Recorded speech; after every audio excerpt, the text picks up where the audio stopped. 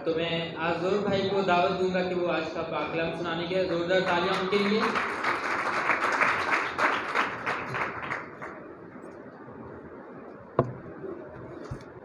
Hallelujah. मसीहा के बाबरकत नाम में आप सबको सलाम।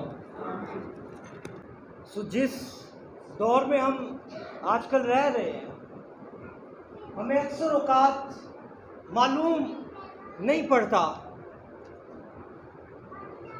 कि कोई कहाँ पर गायब हो गया।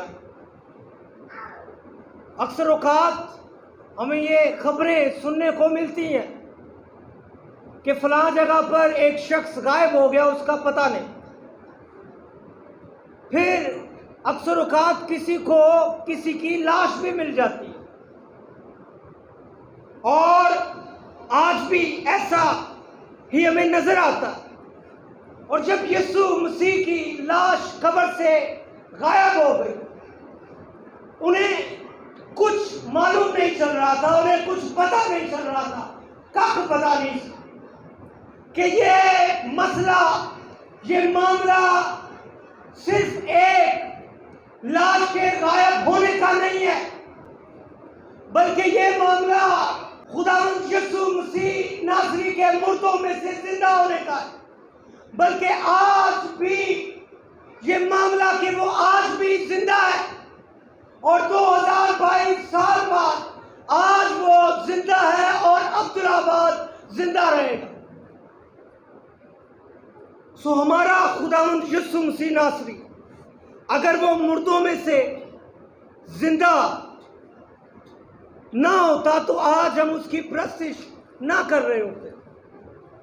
वो मुर्दों में से जिंदा हुआ। अगर वो जिंदा हुआ है तो पहले उसे मुर्दों में मुर्दा होने की जरूरत थी। क्या यीशु वाकई जिंदा हुआ? क्या यीशु वाकई मर गया? क्या यीशु वाकई दफन हुआ? आज बहुत से लोग सवाल उठाते हैं कि वो मरा ही नहीं। अगर वो मरा नहीं, वो दफन भी नहीं हुआ, और अगर वो दफन नहीं हुआ तो फिर वो मुर्दों में से जिंदा भी नहीं हुआ। या अक्सर औकात वो लोग कहते हैं कि वो सलीब पर चढ़ाया ही नहीं गया, उसकी जगह कोई और शख्स सलीब पर चढ़ गया। या वो इन सारी बातों के बावजूद, इस सारी अजियत के बावजूद सलीब से उतर कर बच गया। लेकिन कलाम क्या कहता है? मेरे साथ निकालिए पहला कुरिन्थियों 15वां बाब, पहले उसकी 3री आयत से 8वीं आयत तक पढ़ेंगे और फिर इसी बाब की 13वीं 14वीं आयत। कुरिन्थियों के लिए पौलुस रसूल का पहला खत 15वां बाब, पहले उसकी 3री आयत से 8वीं आयत तक और फिर 13वीं से 14वीं आयत। कोई पढ़ने में रहनुमाई कर दे। मैंने सबसे पहले तुमको वही बात पहुंचा दी जो मुझे पहुंची थी कि मसीह किताब मुकद्दस के मुताबिक हमारे गुनाहों के लिए हुआ और दफन हुआ और तीसरे दिन किताब मुकद्दस के मुताबिक जी उठा और कैफा को और उसके बाद उन 12 को दिखाई दिया। फिर 500 से ज़्यादा भाइयों को एक साथ दिखाई दिया, जिनमें से अक्सर अब तक मौजूद हैं और बाल सो गए। फिर याकूब को दिखाई दिया, फिर सब रसूलों को और सबसे पीछे मुझको जो गोया अधूरे दिनों की पैदाइश हूँ दिखाई दिया। साथ में 13वीं और 14वीं आयत भी। अगर मुर्दों की क़यामत नहीं तो मसीह भी नहीं जी उठा, और अगर मसीह नहीं जी उठा तो हमारी मुनादी भी बेफायदा है और तुम्हारा ईमान भी बेफायदा। खुदा के पाक कलाम के पढ़े और सुने जाने के वसीले खुदावंद हम सबको बरकत दे, आमीन। सो यहाँ पर पौलुस रसूल इस पूरे बाब में ये साबित करने की कोशिश कर रहा है कि यीशु मरा और फिर दफन हुआ और फिर तीसरे दिन मुर्दों में से जी उठा। और वो कहता है कि अगर यीशु नहीं मरा, नहीं जी उठा, तो हमारी मुनादी भी बेफायदा है, हमारा कलाम सुनाना बेफायदा है। हम जो यहाँ पर 2000 साल बाद उसकी प्रस्तिश कर रहे हैं, बेफायदा। और अगर वो जिंदा ना होता तो हम शिफा ना देते, हम मौजूद ना करते, हम बदरुओं का ना निकालते और बदरुएं उस नाम से ना निकलती। ये इसलिए हुआ कि यीशु मुर्दों में से जी उठा है। और वो इसी बात को बताने की कोशिश कर रहा है कि अगर वो ना मरता तो कोई शिफा नहीं, कोई बखलसी नहीं, कोई मौजूद नहीं और कोई एट्रैक्शन नहीं। जब भी कोई मुनादी करता है यीशु नाम से, तो बहुत से लोग इस मुनादी पर कान धरते हैं और यीशु मसीह पर ईमान लेकर आते हैं। और ये सब इसलिए हुआ कि उसने अपने बाप की फरमाबरदारी की, मौत बल्कि सलीबी मौत गवारा की, और बाप ने भी उसे ऐसा नाम बख्शा, यीशु नाम बख्शा, जो सब नामों से आला है। इसलिए हर एक घुटना उसके नाम के आगे झुकेगा, खा वो जमीनी हो, खा वो आसमानी हो, खा वो जमीन के नीचे रहने वाली कोई मखलूक हो या कोई बाशिंदा हो। हर एक जुबान, हर एक बोली इकरार करेगी कि यीशु ही खुदा है, यीशु मसीहा है, यीशु वो खुदा है जो मर गया, दफन हुआ और तीसरे दिन मुर्दों में से मेरी और आपकी निजात के लिए जी उठा। हालेलुया। अच्छा, हालेलुया ये बहुत ही ठंडा सी है। अब मैं जिन्ना जोर लाया ਉਹਦੇ ਹਿਸਾਬ ਨਾਲ ਤੇ ਕੁਝ ਨਹੀਂ ਸੀ ਹੈ। मैं गल कर रहा हूँ मर गया साड़ी निजात लई ते हालेलुया हालेलुया हालेलुया। सो आज हम 3 इन इवेंट्स पर बात करने को है। पहला कि वो वाकई मरा, दूसरा कि वो दफन किया गया, और तीसरा वो मुर्दों में से। सो बात अगर करें पहली बात की, यीशु के मरने की, कि वो वाकई मरा, तो उसके लिए मेरे पास चंद पॉइंट्स मैंने बनाए। पहली बात, इससे पहले कि यीशु सलीब पर चढ़ता, वो मसलूब किया जाता, मसलूब होने से पहले ही उसकी हालत कोई नॉर्मल नहीं थी। वो ज़हनी दबाव का शिकार, नफ्सियाती जहन का शिकार, डिप्रेशन का शिकार, और उसकी लिए लूका कुछ लिखता है 22वां बाब और उसकी 43वीं और 44वीं आयत पढ़ दे। लूका 22वां बाब। आसमान से एक फरिश्ता उसको दिखाई दिया, वो उसे तकबीयत देता था। फिर वो सख्त परेशानी में मुब्तला होकर और भी दिलसोजी से दुआ करने लगा, और उसका पसीना गोया खून की बड़ी बड़ी बूंदें होकर जमीन पर टपकता। शुक्रिया। इतना डिप्रेशन, इतनी हालत खराब,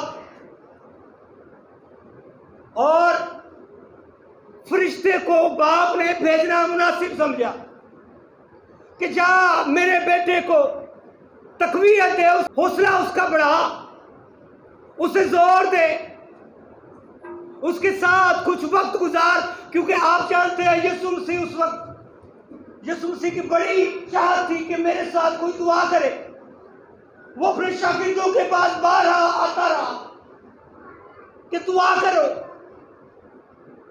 लेकिन कोई शख्स, कोई शागिर्द उसके साथ दुआ करने के लिए ना बैठा।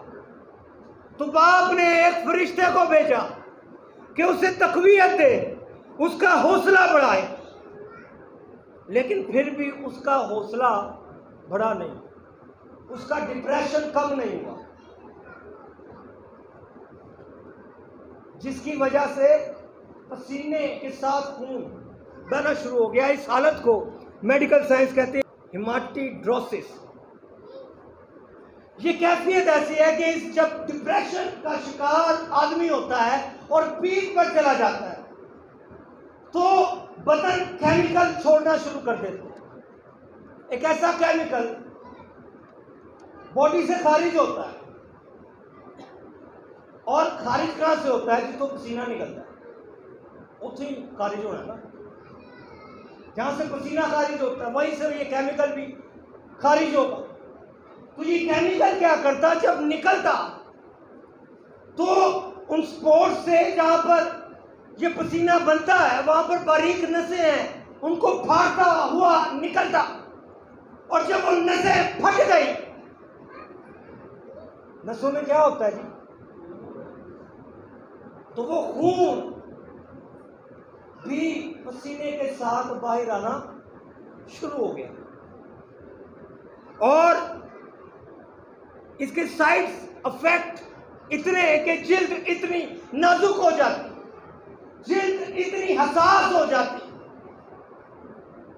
कि जरा सी भी चोट लगने से इंसान को बला की तकलीफ होती है, बला की तकलीफ, दर्द, खरब। लेकिन आप जानते हैं दूसरे दिन ही यीशु मसीह को क्या लगाए गए? कोड़े।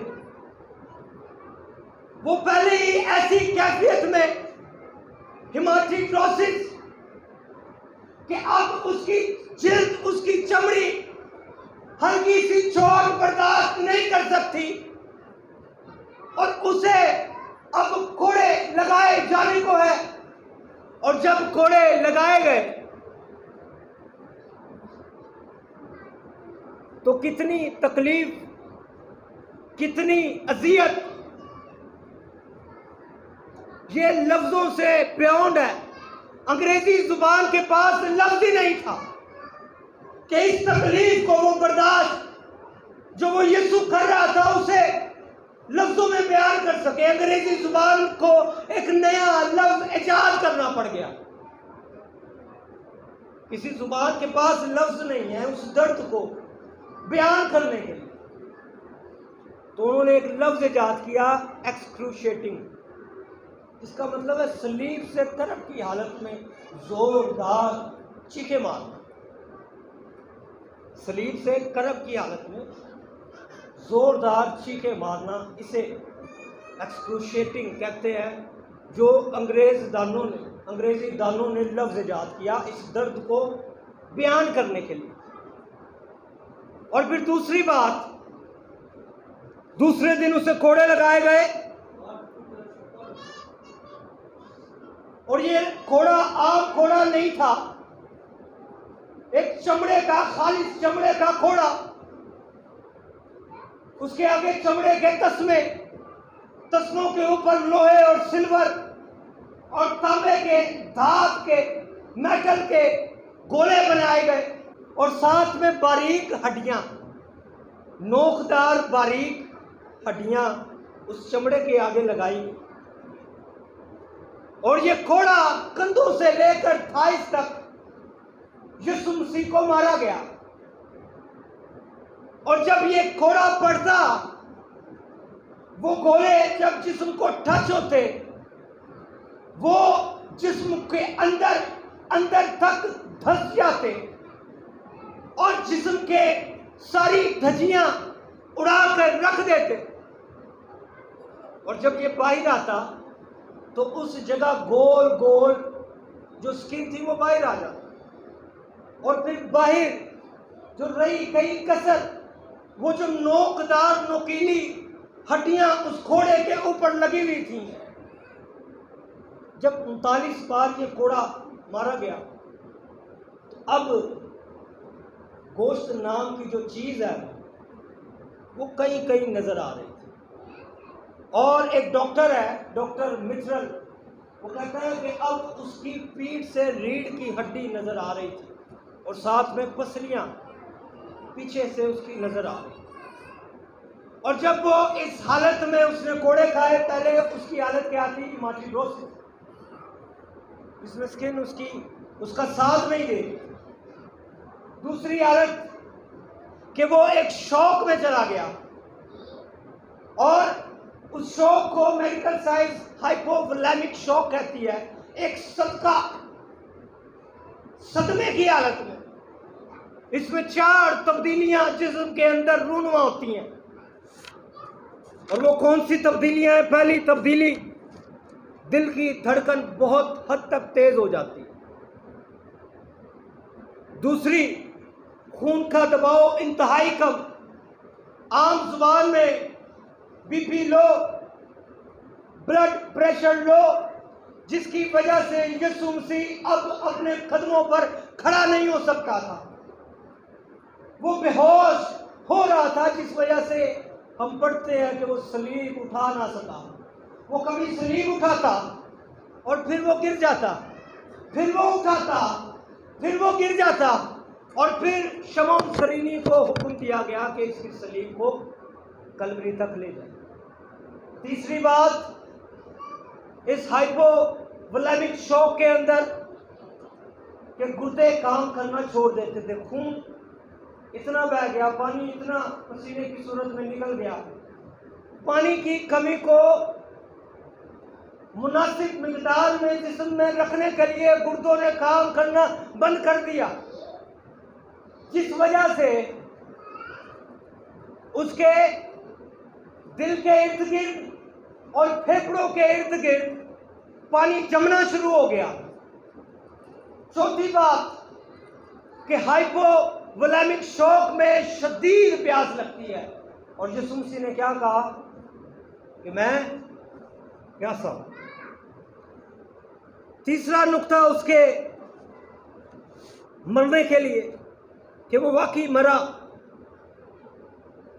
जब यीशु सलीब पर कीलों से जड़ दिया गया तो उसके हाथों और पांव की नसें कुचली जाती, वो खून जो बाजू को, वो नस जो बाजू को खून पहुंचाती है वो कुचली, और यहाँ पर फिर एक नर्वस सिस्टम बिछा होता है जिससे हाथ या पांव क्या होते हैं, चलते हैं। इसे अल्नर नर्व कहते हैं। ये बहनें नर्सिस बैठी हैं और पता नहीं उन्हें पता है कि नहीं पता, पता ही होगा अल्नर नर्व।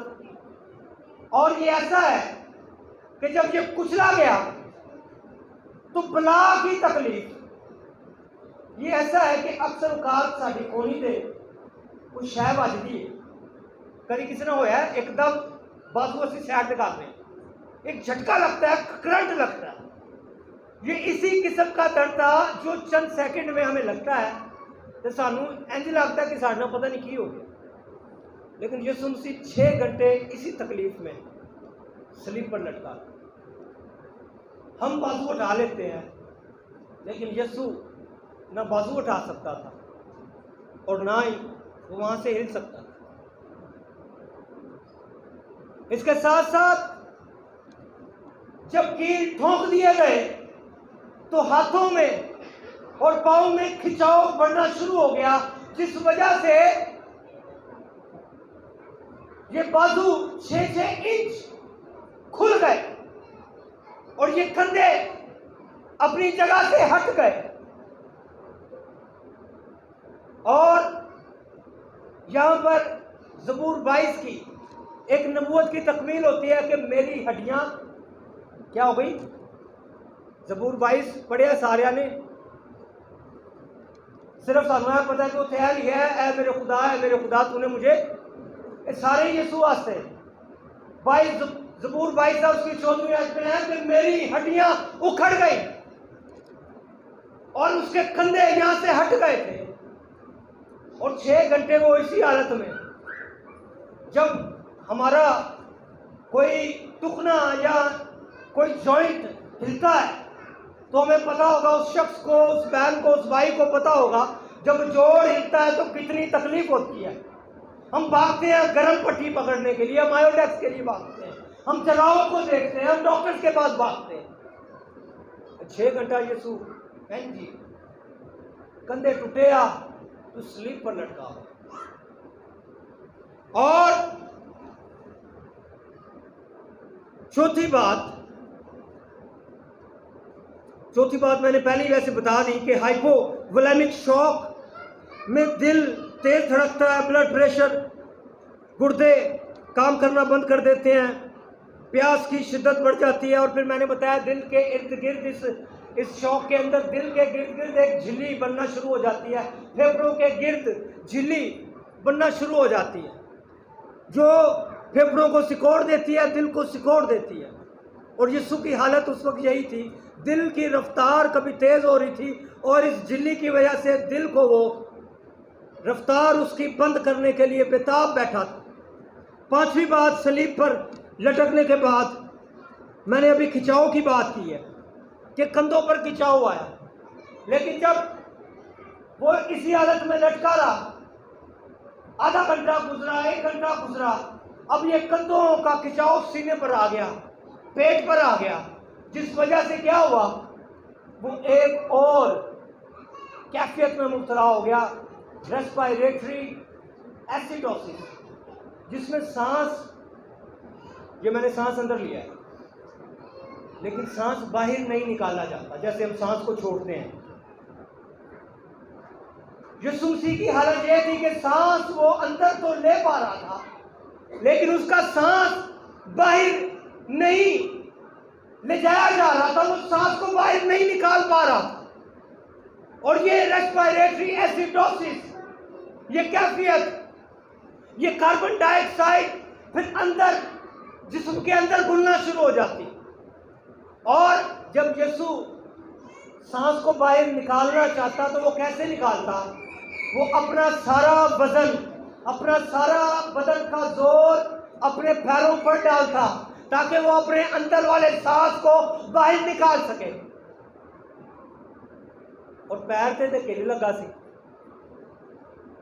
ये उससे भी बड़ी हालत, उससे भी तकलीफ दे अमल, उससे भी तकलीफ दे मंजर, जब दीवार में कोई कील ठुका होता है और अगर हमने उसे निकालना है तो हम क्या करते हैं, उसको दाएं बाएं ऊपर नीचे उसे ठोकते हैं ताकि दीवार में क्या हो, सुराख थोड़ा सा बड़ा हो और वो कील आसानी से निकल आए।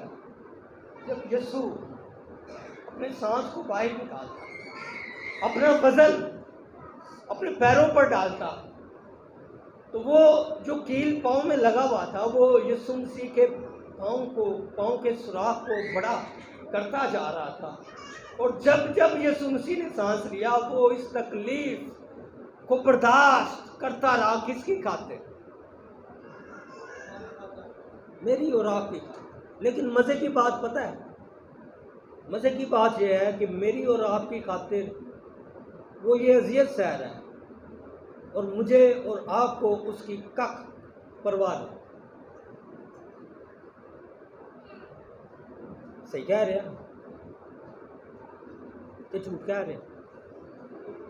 चर्चिस खाली हैं, हमारी हालत नहीं, पाकिस्तान की हालत देख लेते हैं। पाकिस्तान की हालत ये है कि चर्चिस खाली हैं, लोग 11 बजे के बाद चर्च आते हैं, 10 बजे के बाद चर्च आते हैं। मुझे मिलना, यीशु मसीह ने मेरे और आपके मिलाप के लिए कि मैं आपसे मिल जाऊं, बाप आपके साथ मिल जाए, कि ये जो दीवार थी वो खत्म हो, और हमने ही दीवार डाली। फिर हमारी जो दुआया मीटिंग्स होती हैं जिसके अंदर हम बहुत ही यीशु मसीह के करीब आ सकते हैं,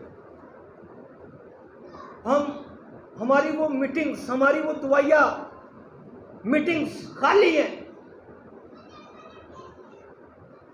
ये इंज आके वो बड़ी पागल लगदा सी कि मेरी ते तुहाडी खातिर इन्ना कोई सह रहा है, लेकिन जिहदे आस्ते सह रहा उन्होंने जरा भी परवाह नहीं। फिर मौत की वजह, छठा पॉइंट,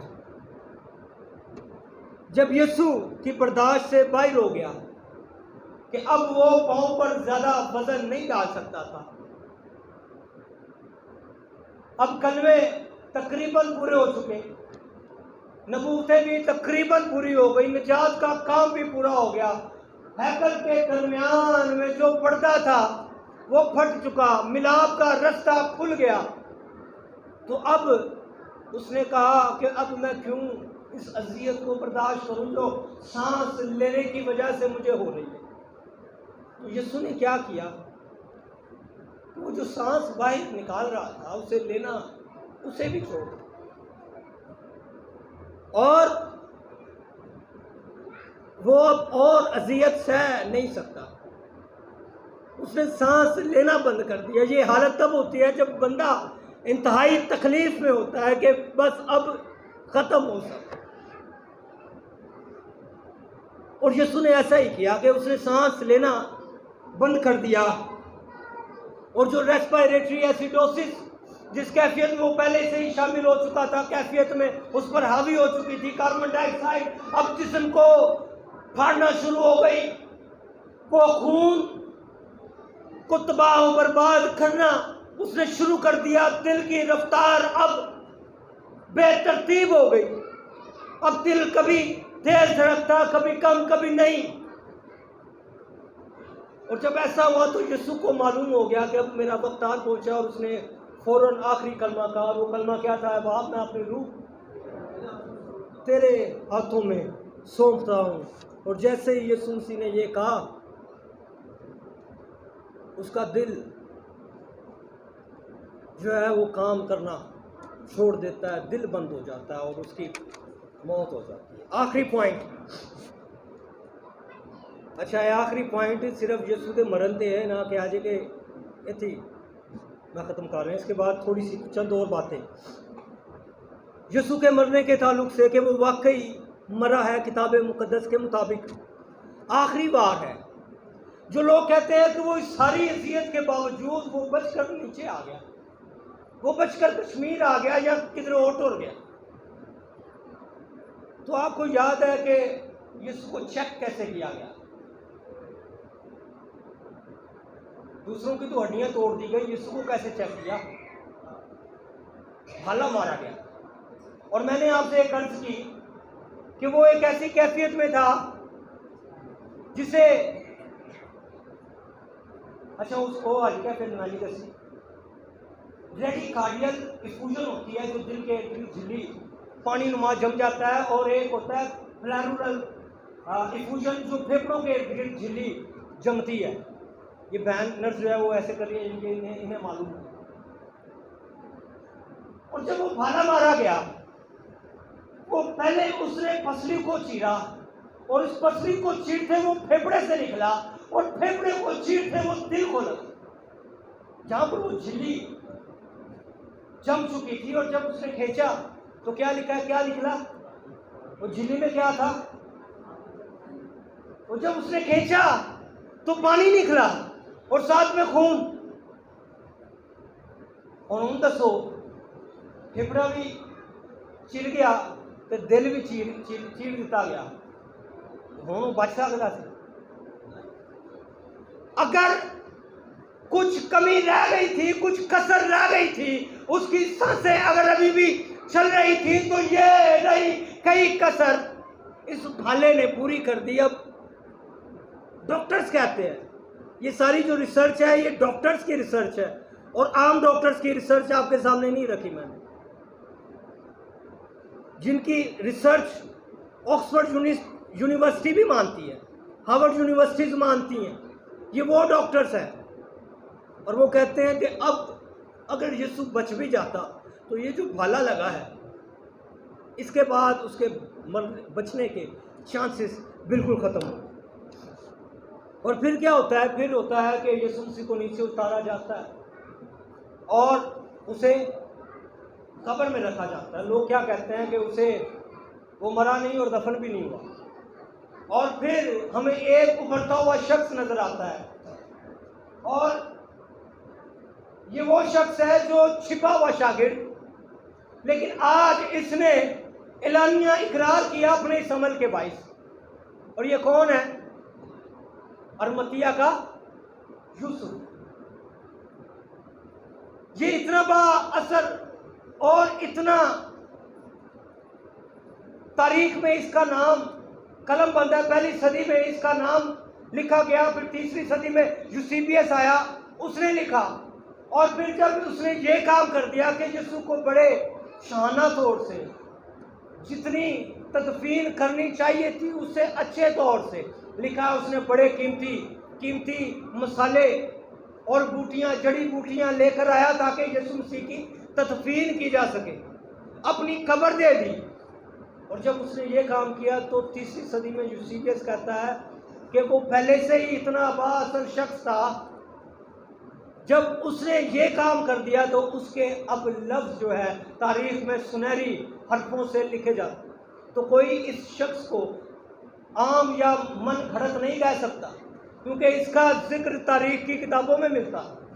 तो ये तारीखी एतबार से इसने यीशु मसीह को अपनी खबर दी, जो तारीखी एतबार से लोग इसे मानते हैं, लोग इसे अथेंटिक मानते हैं कि ये वाकई शख्स दुनिया पर मौजूद था, जो बड़ा बाअसर था, जो बड़ा अमीर था, जो बड़ा एक, और ये बैरिस्टर था, जज था, और इसने बड़े केसेस हल किए थे, जिस वजह से इसका नाम तारीख में मिलता है और इससे कोई इनकार नहीं कर सकता। तो यीशु मसीह दफन हुआ, ये भी तारीख बताती है, इसमें कोई शक नहीं है। और फिर तीसरा पॉइंट पर आता हूँ कि यीशु मसीह मुर्दों में से जी उठा। ये वो वक्त था कि यीशु मसीह को दफना दिया गया। अब रिवायत ये थी, यहूदियों की रिवायत ये थी कि वो लाश के पास जाया करते थे, लाश को फिर से दोबारा से मसाले लगाया करते थे। अच्छा, मोहब्बत की इंतहा देखे, उन्हें मालूम है कि कब्र पर कौन है, पहरेदार। और इतनी मोहब्बत यीशु से कि उन पहरेदारों को, पहले वो भाग रहे थे, लेकिन अब चूंकि जिस वजह से वो भाग रहे थे वो यीशु मर चुका था और अब वो इस कब्र पर जाने के लिए तैयार है। शायद मरियम मगदलीनी ने उन्हें झिझोड़ा के आओ, अब मसाला जात लगाने के लिए यीशु की कब्र पर पहुंचे। किसी ने ये नहीं सोचा कि आगे पहरेदार है और हमें वो पकड़ लेंगे और हमें कैद में डाल देंगे, किसी ने नहीं सोचा। तो बहनें बहुत मोहब्बत करती थी, आज भी मोहब्बत करती हैं, इसलिए चर्चिस में बहनें ज़्यादा आती हैं और मर्द हज़रात कहीं नज़र आ रहे हो। और क्या होता है, इस तरफ मरियम मगदलीनी और फिर दूसरी औरतें इस काम के लिए तैयारी करना शुरू कर रही होती हैं और दूसरी तरफ रूहुल कुद्स तैयार हो रहा होता है यीशु मसीह को जिंदा करने के लिए। क्योंकि जब हम रोमियो 8वां बाब पढ़ते हैं तो वो कहता है जिस रूह ने मसीह को मुर्दों में से जिंदा किया वो भी तुम्हें मुर्दों में से जिलाएगा। तो वो भी रूहुल कुद्स जो है यीशु मसीह को जिंदा करने की तैयारी में और इंतजार में कि कैसे दिन चेंज हो, कैसे दिन का आगाज हो, कैसे पो फटे। और जैसे ही पो फटना शुरू हुई, जैसे ही वो दिन का आगाज होना शुरू हुआ, रूहुल कुद्स ने ये नहीं देखा कि 72 घंटे पूरे होते हैं कि नहीं होते, 3 घंटे 3 दिन पूरे होते हैं कि नहीं होते। जैसे ही तीसरा दिन का आगाज होता है वो यीशु मसीह की बॉडी में दाखिल होता है और यीशु मसीह तीसरे दिन मुर्दों में से जी उठता है। हालेलुया।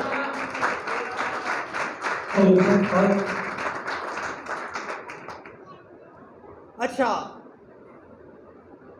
ये 72 घंटे, किसी ने सोचा है कि ये 72 घंटे पूरे नहीं होते?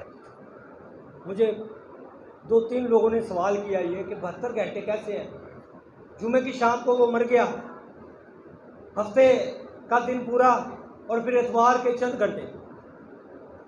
लेकिन मैं आपको बताना चाहता हूँ, इससे पहले हम आगे बढ़े, चाहता हूँ कि इस पर आप सीख लें, क्योंकि ये आम अब सवाल हो चुका है। पहली बात, हर मुल्क का, हर कल्चर का अपना अपना दिन का कानून है। सपोज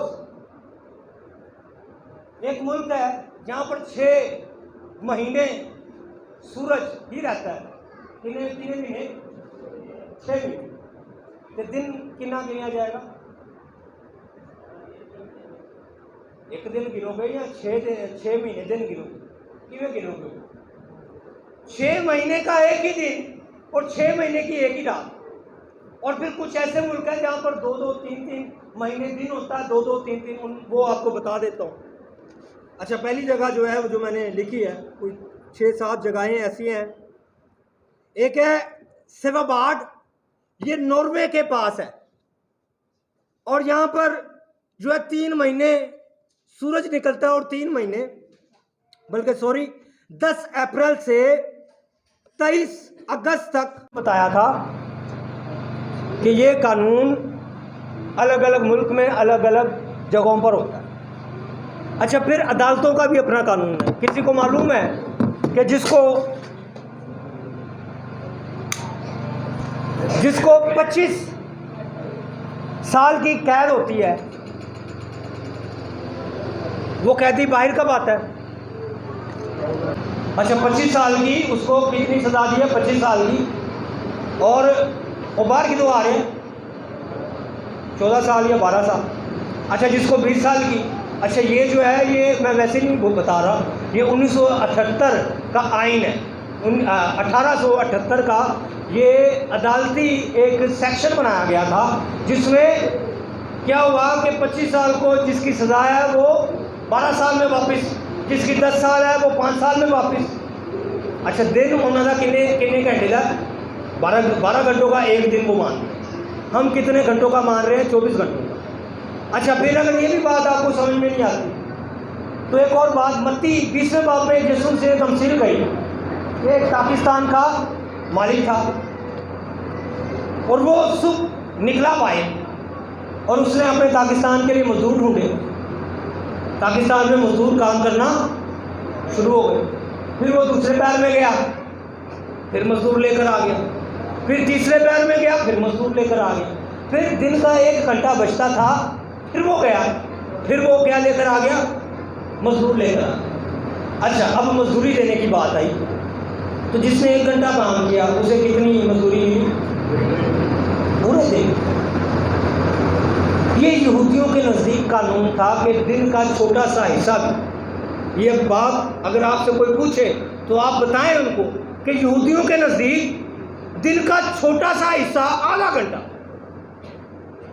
आप 15 मिनट लगा, 15 मिनट भी अगर दिन में बाकी है तो वो उसे पूरी रात दिन तस्वुर। यार तुझा मैक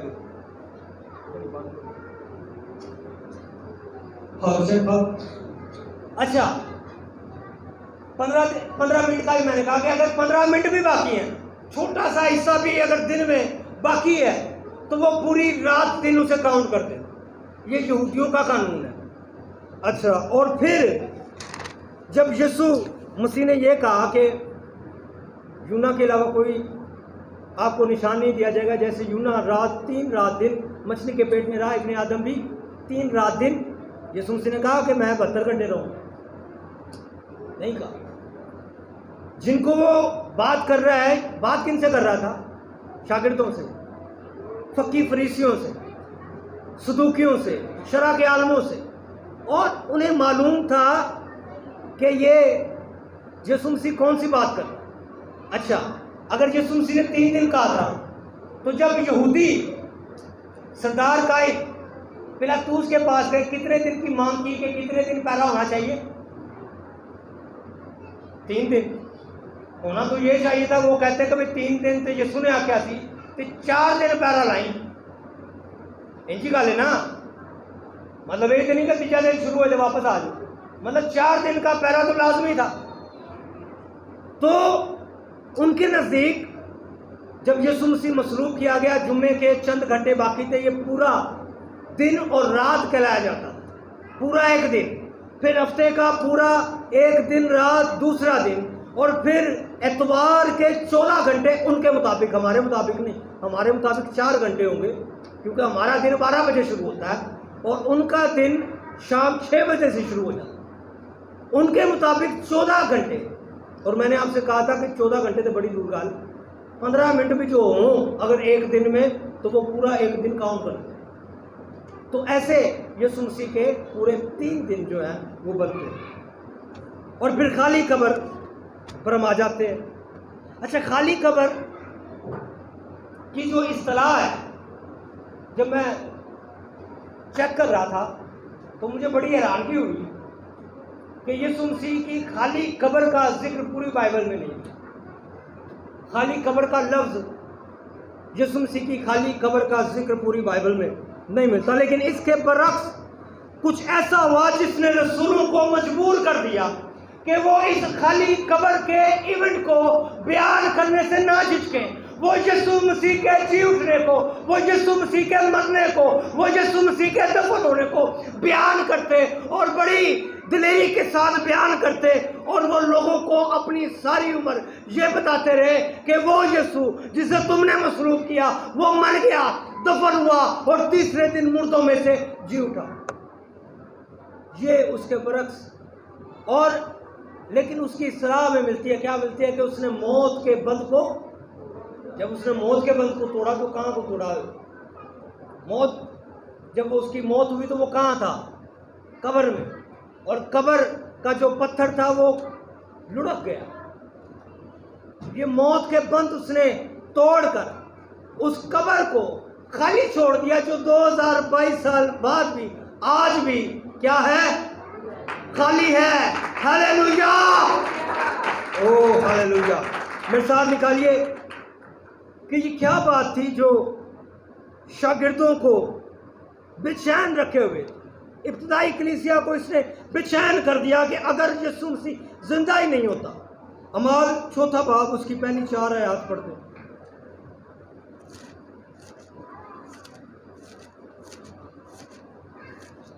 जब वो लोगों से ये कह रहे थे तो काहिन और हैकल का सरदार और सदूकी उन पर चढ़ आए।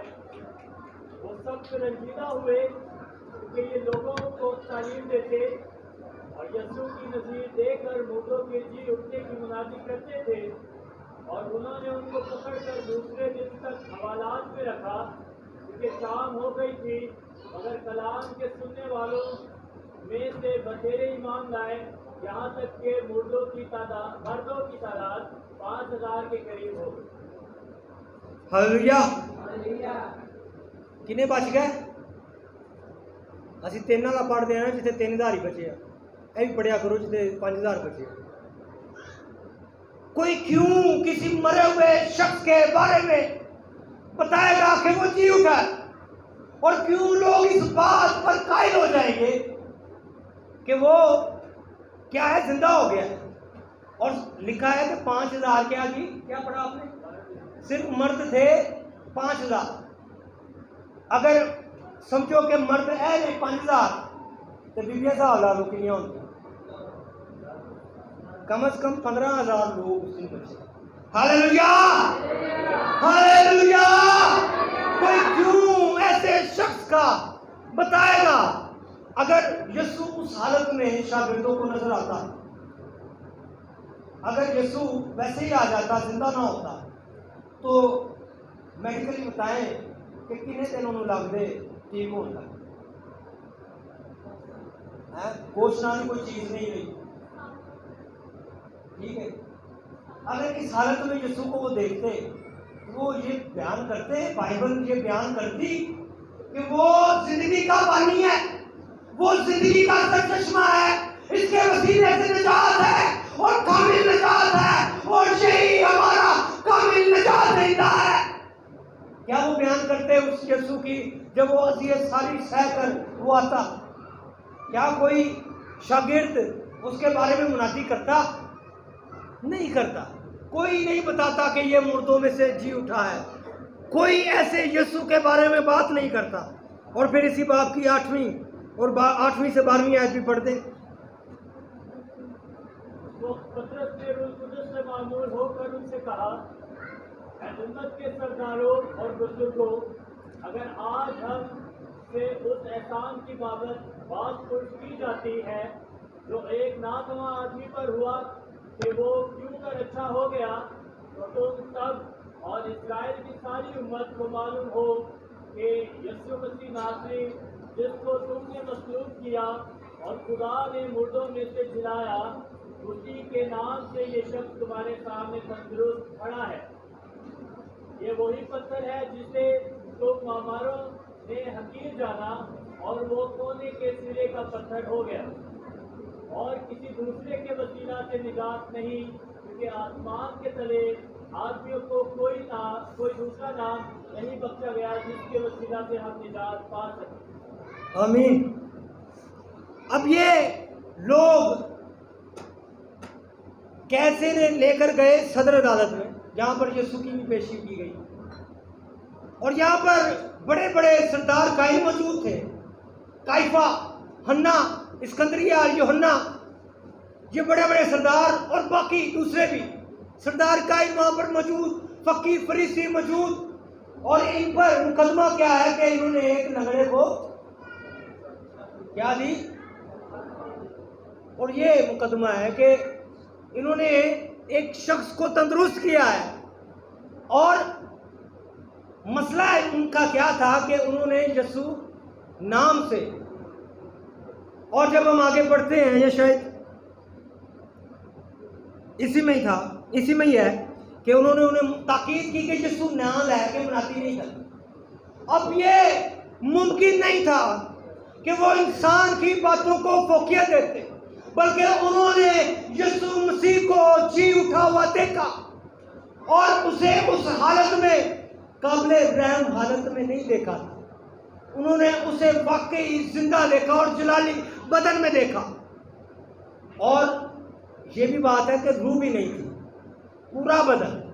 अगर सिर्फ रूह होती तो उसका जी उठना वो नहीं मानते थे। यहूदियों के नज़दीक जो जिंदा होना था वो बदन के साथ जिंदा होना। इस वजह से यीशु मसीह ने कहा कि तोमा, मेरी हथेली की जो सुराख है, जहाँ पर मीखें लगी थी, हाथ उंगली डालकर देख, जहाँ पर भाला लगा था वहाँ पर हाथ डालकर देख, क्योंकि रूह के गोश्त और हड्डी नहीं होती। वो इस बात पर यकीन रखते थे, ये इस बात पर उनका ईमान था कि यीशु मसीह जो मर गया, दफन हुआ, वो तीसरे दिन मुर्दों में से जी उठा। वो अदालत में ये गवाही दे रहे हैं, क्योंकि अगर यीशु मुर्दों में से जी ना उठता, अगर वो जिंदा ना होता तो वो ये मौजूद ना कर पाते, वो किसी को शिफा नहीं दे पाते, और पतरस के पसीने से लोग शिफा ना पा जाते, पतरस के साए से लोग शिफा ना पाते, और अगर उसकी कब्र खाली ना होती तो कोई मखलसी ना होती, कोई नजात ना होती। लेकिन उसको जिसने उन्हें मसलूब किया था वो यीशु मुर्दों में से जी उठा था, और ये उनका ईमान था, ये उनका भरोसा था कि यीशु मसीह जिसे लोगों ने मसलूब कर दिया, वो दफन किया गया और वो मुर्दों में से तीसरे दिन मुर्दों में से जी उठा।